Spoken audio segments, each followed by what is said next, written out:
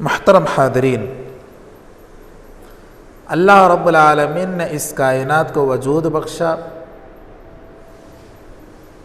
اور اس کے بعد بہت سارے مخلوقات کو اللہ رب العالمین نے اس کائنات کے اندر پیدا کیا۔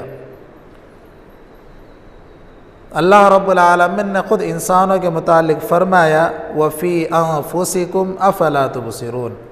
اگر انسان خود اپنے جسم کے اندر دیکھ لے، اپنے نفس پر دیکھ لے، تو انسان اللہ رب العالمین کی قدرت کو پہچان سکتا ہے۔ دنیا کے اندر اللہ رب العالمین نے کئی نشانیوں کو اللہ رب العالمین نے بنایا ہے، جس کو دیکھ کر انسان اس بات کا اندازہ لگا سکتا ہے کہ اللہ رب العالمین کون ہے، اللہ رب العالمین کی قدرت کیا ہے اور اللہ رب العالمین کیا کر سکتا ہے۔ محترم حاضرین، قرآن مجید کے اندر اللہ رب العالمین نے جس طرح پہلے انبیاء کرام کی زندگیوں کو اللہ رب العالمین نے بطور نصیحت و عبرت بیان کیا ہے، اسی طرح اللہ رب العالمین نے قرآن مجید کے اندر کئی جانوروں کے متعلق، کئی پرندوں کے متعلق اللہ رب العالمین نے قرآن مجید کے اندر بیان کیا ہے۔ قرآن مجید کے اندر اللہ رب العالمین نے کل 30 یا 6 جانوروں کے بارے میں اللہ رب العالمین نے بیان کیا ہے۔ ان میں سے 5 صورتیں ایسی ہیں جن کے نام جانوروں کے نام سے اللہ رب العالمین نے رکھا ہے۔ سورۃ البقرہ جو کہ قرآن مجید کی دوسری صورت ہے، بقرہ کے معنی گائے کے ہیں، کیونکہ اللہ رب العالمین نے اس سورے کے اندر گائے کے متعلق بیان فرمایا ہے، اسی لیے اللہ رب العالمین نے اس سورے کا نام البقرہ رکھ دیا ہے۔ اسی طرح اور ایک سورہ النحل جس کو شہد کی مکی کہتے ہیں، اللہ رب العالمین نے اس مکی کے نام سے بھی سورت اللہ رب العالمین نے قرآن مجید کے اندر اتارا ہے۔ یہ شہد کی مکی معمولی سی مکی ہے دیکھنے میں، لیکن اللہ رب العالمین اس ایک مکی کے ذریعے سے انسان کیا کیا نصیحتیں حاصل کر سکتا ہے، انسان اس ایک مکی کے ذریعے سے اپنی زندگی کو کیسے بنا سکتا ہے، کیسے سنوار سکتا ہے، اللہ رب العالمین نے ان 2 آیتوں کے اندر بتلایا ہے۔ جیسا کہ اللہ رب العالمین کا فرمان ہے وَأَوْحَى رَبُّكَ إِلَى النَّحْلِ، اللہ رب العالمین نے شہد کی مکی کی طرف وحی کی، یعنی اللہ رب العالمین نے شہد کی مکی کو حکم دیا، اس کے دل کے اندر یہ بات ڈال دی۔ کیا ڈال دی؟ ان اتخذی من الجبال بیوتا، کہ تو اپنا گھر بنا، کہاں پر بنا؟ پہاڑوں کے اوپر، وَمِنَ الشَّجَرِ، اور بلند درختوں کے اوپر، وَمِمَّا يَعْرِشُونَ، اور اس جگہ پر اپنا گھر بنا جہاں پر لوگ رہتے ہیں۔ یعنی اللہ رب العالمین نے شہد کی مکی کو سب سے پہلا جو حکم دیا ہے وہ یہ ہے کہ وہ اپنا گھر اونچی جگہ پر بنائے جہاں پر کوئی آدمی آسانی سے نہ پہنچ سکے۔ اس آیت کے اندر اللہ رب العالمین نے شہد کی مکی کو ایک حکم دیا، اور شہد کی مکی جب سے اللہ رب العالمین نے اس کو پیدا کیا ہے اس وقت سے لے کر آج تک وہ اللہ رب العالمین کے حکم کو مان رہی ہے۔ سب سے پہلی نصیحت ہم کو یہ ملتی ہے کہ اللہ رب العالمین نے اگر ہم کو کسی چیز کا حکم دے دیا ہے تو مرتے دم تک ہم کو اس حکم پر چلنا چاہیے، جیسا کہ شہد کی مکی اپنے کام کو انجام دے رہی ہے اور اللہ رب العالمین کے بتائی ہوئی یعنی حکم جو دیا ہے اللہ رب العالمین نے اس حکم پر اپنی زندگی وہ گزار رہی ہے۔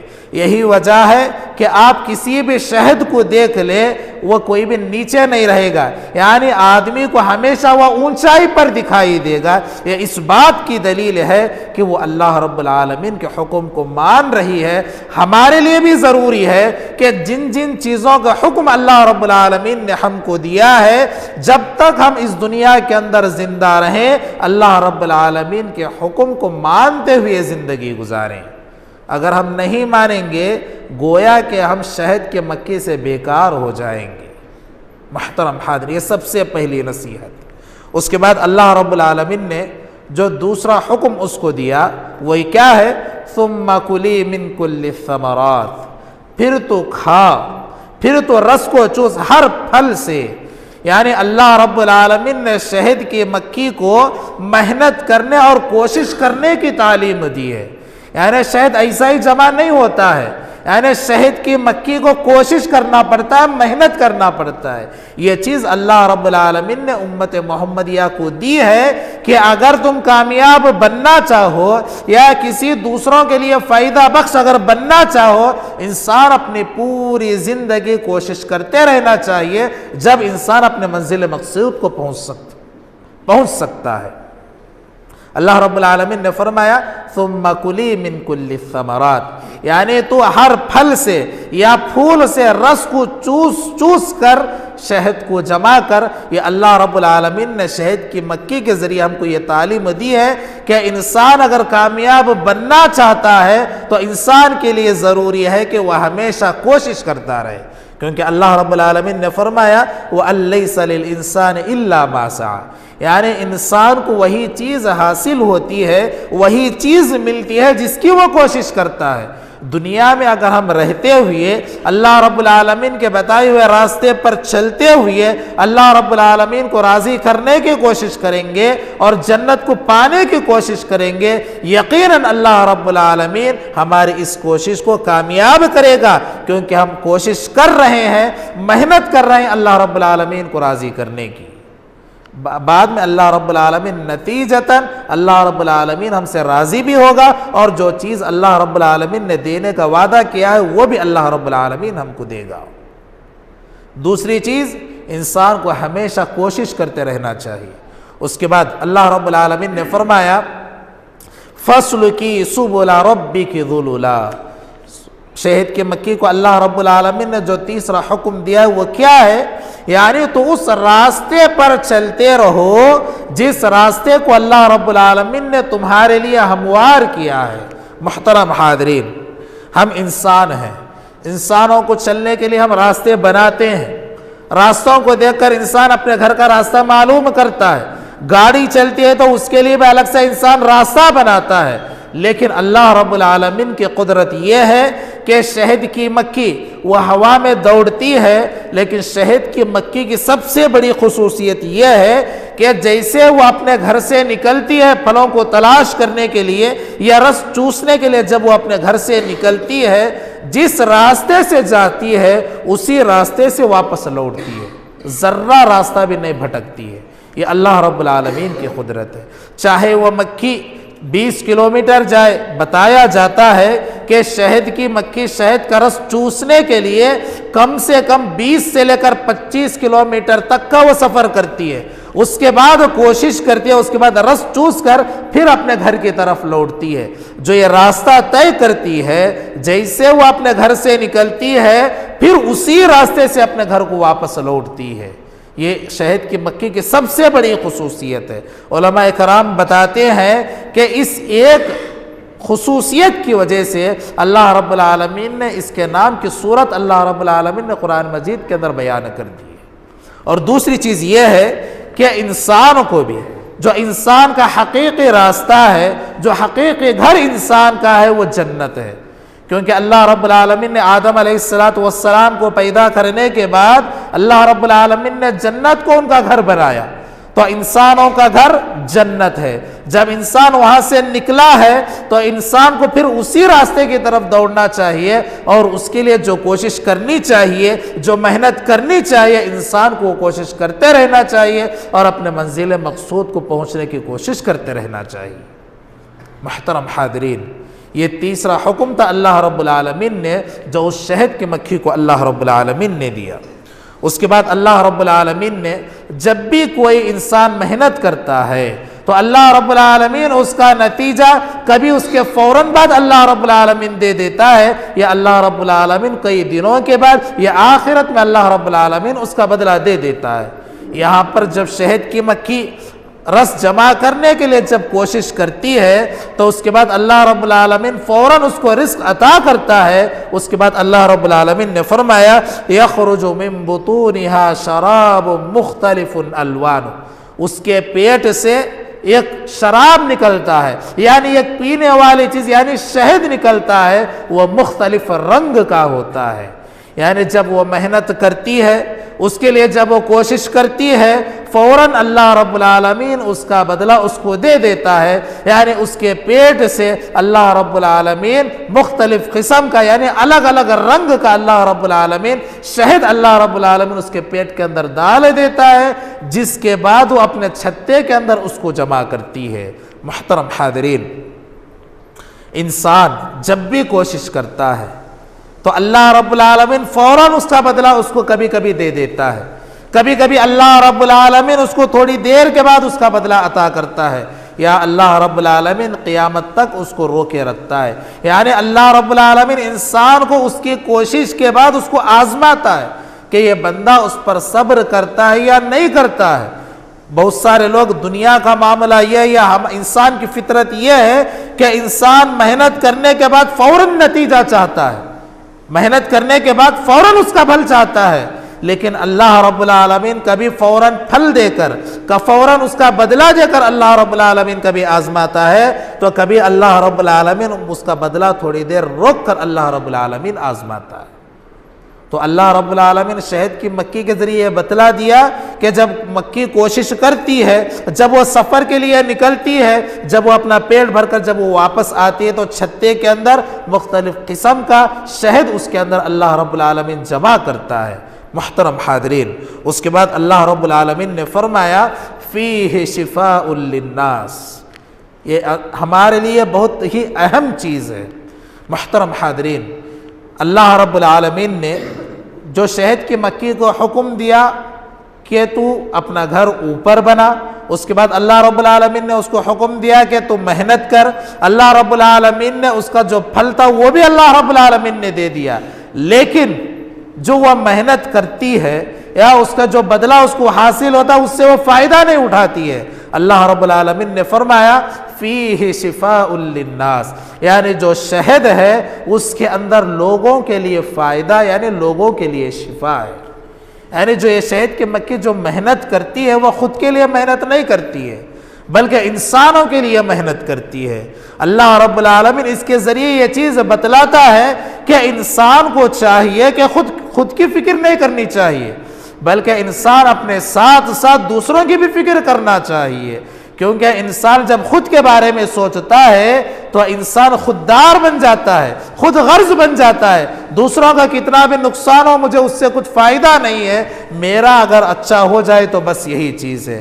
محترم حاضرین، دوسروں کے لیے جینا ہی اصل جینا ہے۔ اگر ہم نبی صلی اللہ علیہ وسلم کے بارے میں اگر دیکھیں، یا نبی صلی اللہ علیہ وسلم کی زندگی کو دیکھیں، یا خود امت محمدیہ کے بارے میں اگر ہم دیکھیں، تو اللہ رب العالمین نے فرمایا کنتم خیر امت اخرجت للناس، یعنی تم سب سے بہترین امت ہو جو لوگوں کے لیے نکالی گئی ہو۔ یعنی یہ نبی صلی اللہ علیہ وسلم کی جو امت ہے یہ صرف اپنا فائدہ نہیں دیکھتی ہے، بلکہ یہ اپنے ساتھ جتنے بھی لوگ ہوتے ہیں، یا جو لوگ راستہ بھٹک جاتے ہیں یا جو غلط راستے پر ہوتے ہیں، ان کو سیدھے راستے پر لانے والی ہوتی ہے۔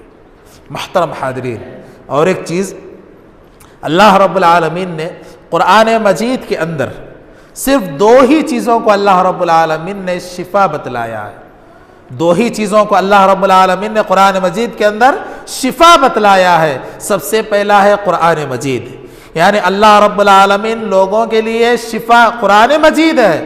کیسے؟ روحانی طور پر اگر کوئی آدمی قرآن مجید کی تلاوت کرتا ہے، اس میں غور و فکر کرتا ہے اور اس کے احکامات پر چلتا ہے، تو انسان روحانی طور پر صحت مند ہو جاتا ہے اور وہ اللہ رب العالمین کو پہچان کر سیدھے راستے پر چلنے لگتا ہے۔ اور دوسری چیز ہے شہد ہے، جس کو اللہ رب العالمین نے قرآن مجید کے اندر شفا کہا ہے، اور یہ جسمانی طور پر انسانوں کو کئی بیماریوں سے راحت دلاتا ہے، اور یہ شہد بہت ساری بیماریوں کا علاج ہے۔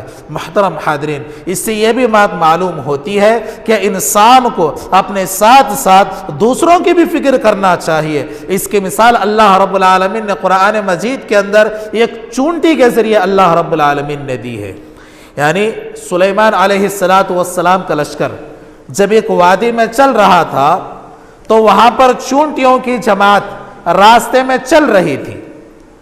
چونٹیوں کی جو سردار تھی اس نے جب سلیمان علیہ السلام اور اس کے لشکر کو آتے ہوئے دیکھا تو چونٹیوں کے سردار نے کہا قالت نملۃ یا ایھا النمل ادخلوا مساکینکم، کہ اے چونٹیوں کی جماعت، چونٹیوں کی جو سردار تھی یا چونٹیوں کا جو سردار تھا وہ اپنے پورے چونٹیوں سے یہ بات کہہ رہا ہے، یا ایھا النمل ادخلوا مساکینکم، اے چونٹیوں کی جماعت تم پورے کے پورے اپنے گھروں کے اندر داخل ہو جاؤ، لا یحطمنکم سلیمان وجنودہ وہم لا یشعرون، کہیں ایسا نہ ہو کہ سلیمان علیہ السلام اور ان کا لشکر آپ کو یعنی ہم کو اپنے پیروں تلے نہ روند دے، کیونکہ وہ نہیں جانتے ہیں کہ ہم یہاں پر چل رہے ہیں، ہم ان کو دکھائی نہیں دیتے ہیں، ہو سکتا ہے وہ ہم دکھائی نہ دینے کی وجہ سے ہم کو کھندل کر مار دے، اسی لیے تم پورے کے پورے اپنے گھروں کے اندر داخل ہو جاؤ۔ محترم حاضرین، چونٹی ہے جس کو ہاتھ سے اگر ہم ایسا کر دیں گے تو وہ مر جاتی ہے، لیکن اللہ رب العالمین اس کے ذریعے سے ایک نصیحت ہم کو یہ دی ہے کہ انسان اگر کسی بھی مصیبت میں آ جائے تو اپنے ساتھ رہنے والوں کو بھی بچانا، اس کی تعلیم اللہ رب العالمین نے ہم کو دی ہے۔ انسان کو ہمیشہ اسی کوشش کرنا چاہیے۔ آج انسان کیا کرتا ہے، جب انسان پر کوئی مصیبت آتی ہے تو انسان کیا کرتا ہے، صرف خود بچنے کی کوشش کرتا ہے، دوسروں کا کیا ہو جائے مجھے اس سے مطلب نہیں ہے۔ ایک پڑوسی آدمی پریشان ہے، پڑوسی کو تکلیف دی جا رہی ہے، اپنے بھائی کو تکلیف دی جا رہی ہے، اپنے رشتہ دار کو تکلیف دی جا رہی ہے، لیکن انسان اس کی مدد نہیں کرتا ہے۔ کیوں مدد نہیں کرتا ہے؟ کیونکہ میں اگر اس کا ساتھ دوں گا کہ ہو سکتا ہے کہ کل وہ پریشانی مجھے آ جائے، یہ سوچ کر آدمی کیا کرتا ہے، دوسروں کا ساتھ نہیں دیتا ہے۔ لیکن آدمی کو چاہیے کہ انسان جب بھی چاہے خود پریشان ہو یا دوسرا پریشان کیوں نہ ہو، اگر آپ ساتھ دیں گے یقیناً اللہ رب العالمین دونوں کے جڑنے کی وجہ سے اللہ رب العالمین دونوں سے وہ پریشانی کو دور کر سکتا ہے۔ انسان کو ان چونٹیوں کی جماعت سے نصیحت حاصل کرنا چاہیے کہ انسان اپنے ساتھ دوسروں کو بچانے کی فکر بھی کرنا چاہیے، اور اس امت کو اللہ رب العالمین نے جو خیر امت کہا ہے اس کے مطابق ہمیں بھی بہتر بننے کی کوشش کرنا چاہیے۔ اگر ہم خود کے بارے میں سوچیں گے، یاد رکھیں کہ وہ انسان کبھی بہتر نہیں بن سکتا، اور وہ انسان جتنا بچنے کی کوشش کرے گا اتنا ہی زیادہ وہ آدمی نقصان میں پڑتا ہوا جائے گا اور اس کا نقصان ہوتا جائے گا۔ اس کے بعد اللہ رب العالمین نے فرمایا ان فی ذلک لآیۃ لقوم یتفکرون، یہ جو شہد کی مکھی ہے اس کے اندر غور و فکر کرنے والوں کے لیے بہت بڑی نصیحت ہے۔ محترم حاضرین، یہ چھوٹی سی مکھی انسان کو کئی چیزوں کی تعلیم دیتی ہے۔ ہمارے لیے ضروری ہے کہ ہم جو بھی باتیں یا اللہ رب العالمین نے ہم کو جو بھی حکم دیا ہے، جب تک ہم اس دنیا کے اندر رہیں اس پر عمل کرنے کی کوشش کرتے رہیں، تبھی ہم کامیاب ہو سکتے ہیں۔ دوسروں کے لیے جینا ہی اصل جینا ہے، خود کے لیے جینا تو یہ بیکار زندگی ہے۔ یاد رکھے نبی صلی اللہ علیہ وسلم نے بھی ہم کو یہ تعلیم دی ہے کہ نبی صلی اللہ علیہ وسلم ہمیشہ پریشان رہتے تھے، نبی صلی اللہ علیہ وسلم بھوکے رہتے تھے، کئی دنوں تک نبی صلی اللہ علیہ وسلم کا گھر کا چولہا نہیں جلتا تھا، لیکن نبی صلی اللہ علیہ وسلم کے پاس کوئی مہمان آتا اور بھوک کی شکایت کرتا تو نبی صلی اللہ علیہ وسلم صحابہ کے ذریعے اس مہمان کا یا اس مسافر کا پیٹ بھرتے تھے۔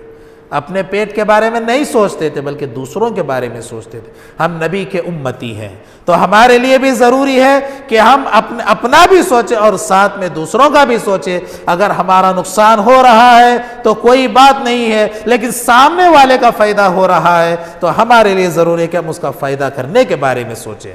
محترم حاضرین، شہد کی مکھی سے اور ایک بہت بڑا فائدہ، ایک بہت بڑی نصیحت یہ ہے کہ جس طرح شہد کی مکھیوں کے اندر اتحاد و اتفاق ہوتا ہے، اسی طرح مسلمانوں کے اندر یا ہمارے درمیان اتحاد و اتفاق ہونا چاہیے۔ محترم حاضرین، آپ دیکھے ہوں گے شہد کی مکھی جو چھتا ہوتا ہے، اگر کوئی آدمی اس کو نقصان پہنچاتا ہے، کوئی پتھر مارتا ہے یا کوئی لکڑی وغیرہ اس کو ہلاتا ہے تو صرف ایک شہد کی مکھی اس پر حملہ نہیں کرتی ہے، بلکہ شہد کی جتنی مکھیاں ہوتی ہیں پوری کی پوری اس آدمی پر حملہ کرتے ہیں جو اس کو نقصان پہنچانے کی کوشش کرتا ہے۔ یعنی جس طرح شہد کی مکھیوں کے اندر جو اتحاد و اتفاق ہے، وہ اتحاد و اتفاق ہمارے اندر خصوصاً مسلمانوں کے اندر ہونا چاہیے۔ محترم حاضرین، اتحاد و اتفاق انسان کی زندگی کا حصہ ہے۔ اگر انسان کے اندر اتحاد و اتفاق ہے، خاندان کے اندر اتحاد و اتفاق ہے، دوسرا کوئی آدمی اس خاندان پر انگلی نہیں اٹھائے گا۔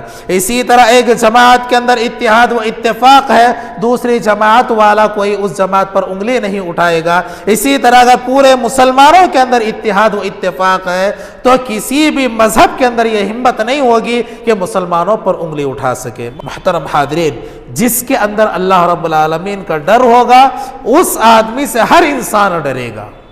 اگر ہمارے اندر اللہ رب العالمین کا ڈر ہے تو ہم سے ہر آدمی ڈرے گا۔